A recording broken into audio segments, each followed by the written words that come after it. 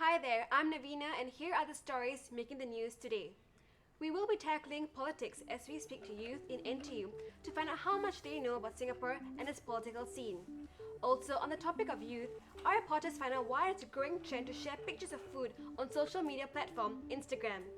In sports, we talk about wrestling and learn about its reinstatement in the Olympics after being removed last year. And how we wrap up today's episode on Let's Talk Vignesh. I speak to graffiti artists Fauzi and Islam who express their artistic skills through graffiti and calligraphy. And there are challenges to that, so it will be definitely an interesting show today.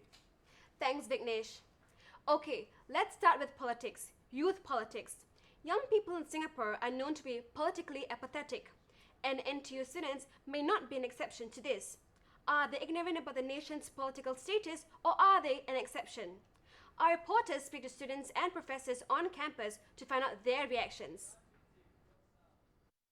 Young people in Singapore are accused of being politically apathetic. Are NTU students themselves an exception? We are here at the NTU campus to find out and put this accusation to test. Do you know who is the Prime Minister of Singapore? Lee Hsien Loong. Prime Minister, oh my god. I actually forgot, oh my god.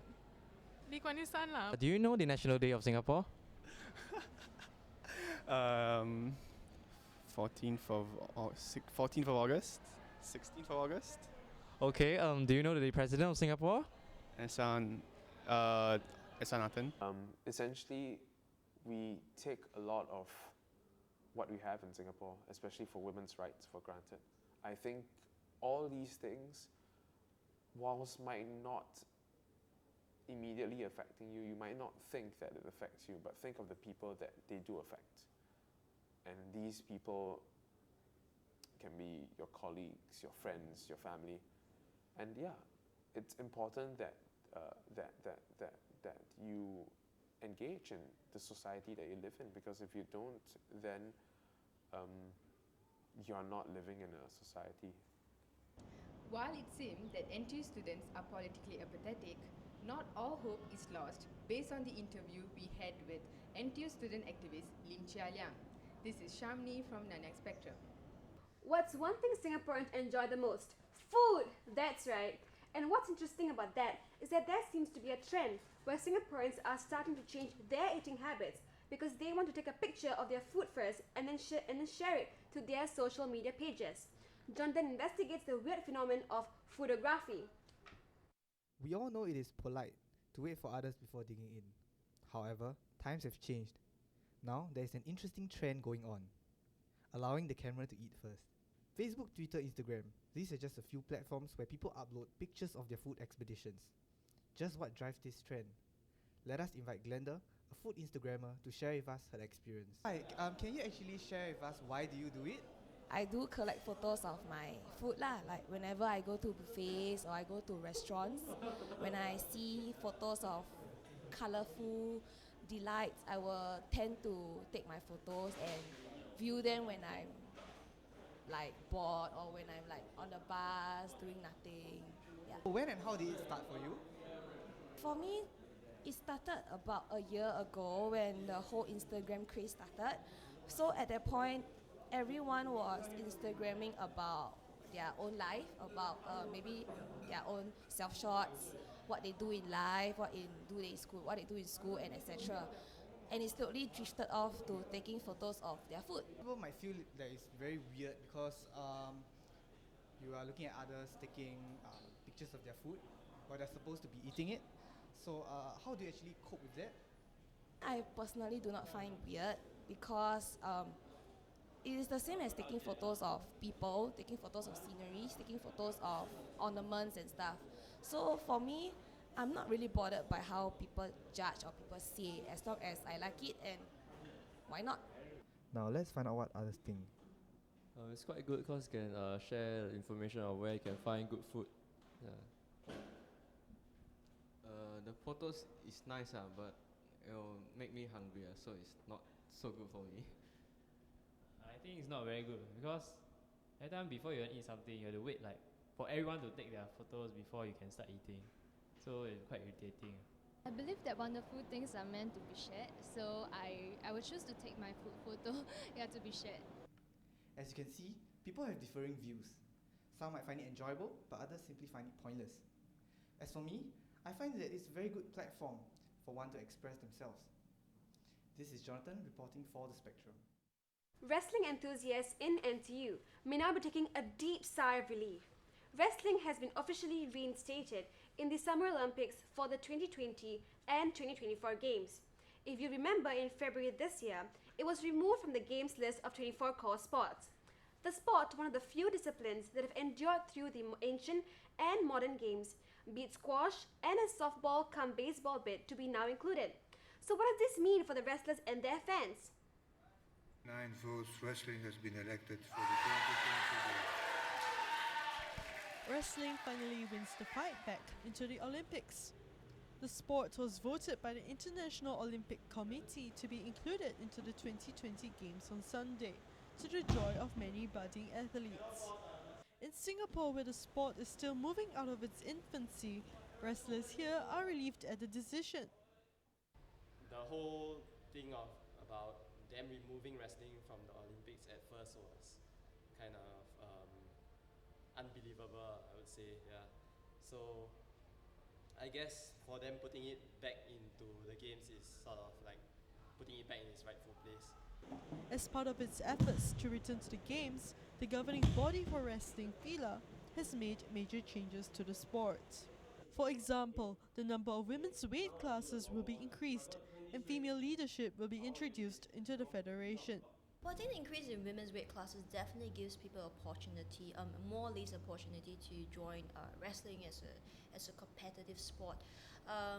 But in terms of Asian context, I'm not quite sure whether it would be applicable. The first main thing I would say would be to improve the portrayal of wrestling image in Asian context, because a lot of people, when you talk to them about wrestling, especially for female wrestlers, they're going to turn towards WWE, which is a totally different wrestling image altogether.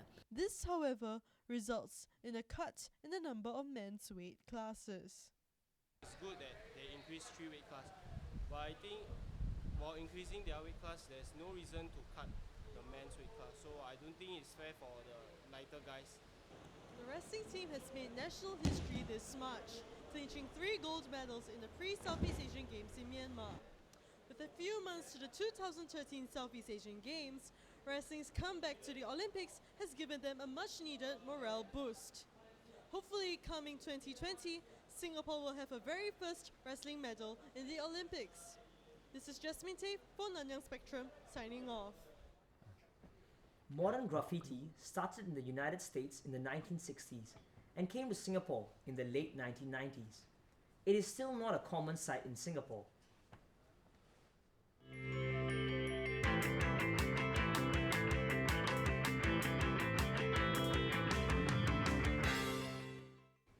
I have 2 graffiti artists with me today. Hi Fauzi and Islam. Can you please tell me more about graffiti? For graffiti, for us is because I do more on calligraphy, he do more on illustration. So at first we started off doing our own stuff. Okay. So then after that we got inspired by local graffiti artists such as Slack 1 and Clock 2. So because they do graffiti, then it's very big and attracts us. So we also wanted to try our own style on the wall, so it becomes a graffiti. Oh, Yeah, okay. so that's how kind of like we started. Wow, okay, but definitely you guys need to practice, right? Yes. So how do you guys practice and where do you guys practice? Usually we practice on skate parks, Okay. and the usual we always go is Bukit Batok skate parks, and over there is like a lot of graffiti artists like quite new, just go down just to make their own piece, and with our friends all that. Yeah. It's legal there, so it's okay to do there. Okay, okay. Yeah, sometimes also we do under our void decks because we find wooden planks. Okay. So we just align it to make like our makeshift wow. wall. So that is like our training shed. So every now and then when we have like some extra time, so we Okay. don't have to go far. We can just go do it under our block. Oh, okay, that's Yeah. very interesting. Well, very creative as well. Yeah. Okay, so I mean, definitely a craft like this has its obstacles as well, right? So what are some of the obstacles that you guys have faced? For us, we cause some of us are schooling. Okay. So basically, like our time and money, Cause every time we need to spray, every session it will cost like around $30. So after that, then we need to throw away all the paints. Then the next session we need to buy new cans. Okay. So every time, like in a month, if we do a lot, then it will cost us a lot. Okay. Yeah. Wow. Okay. Wow, that's a very pricey hobby that you have as well. I understand that you have a piece as well, right, to show us today. Yeah. Okay. Just like this. Okay. Would you mind telling me more about this piece? Yeah, so this piece is like our first collaboration between me and him. Okay. Yeah, so we started off with like he's doing the lettering, and for me I do the illustration of it. Oh, Because okay. because it's like for me it's like I'm more strength in illustration, so I will be doing the drawing.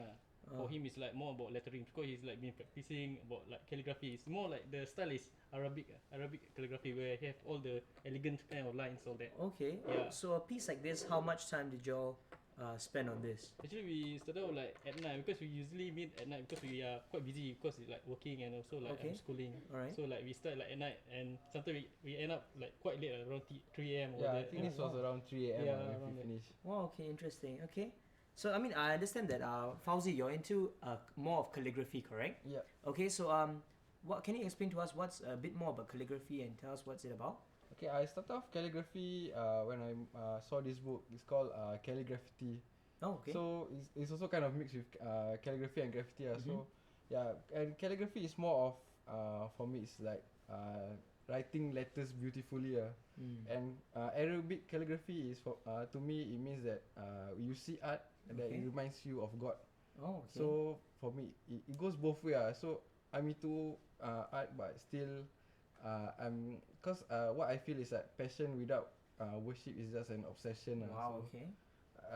I kind of like want to do both together. So there's a deeper meaning to what you're doing as well. Okay, interesting. I mean, I understand that you're working as well, correct? So how do you balance your hobby as well as your working?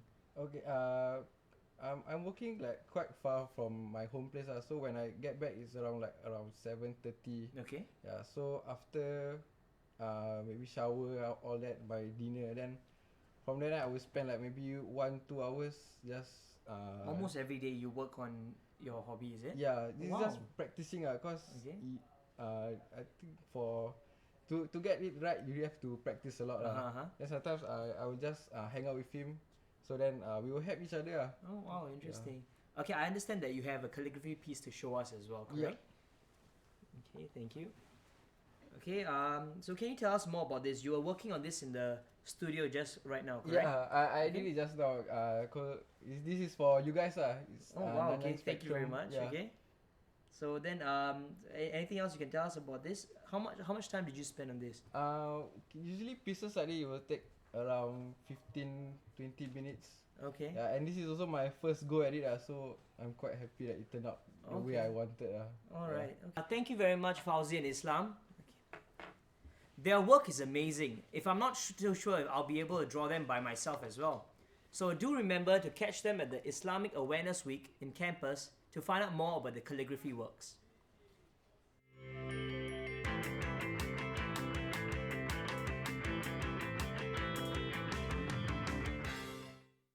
Well, that's it for today.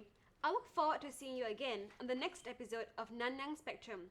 If you want, you can log on to www.spectrum.tv.sg if you want some more information or you want to see some of the webcasts of the program.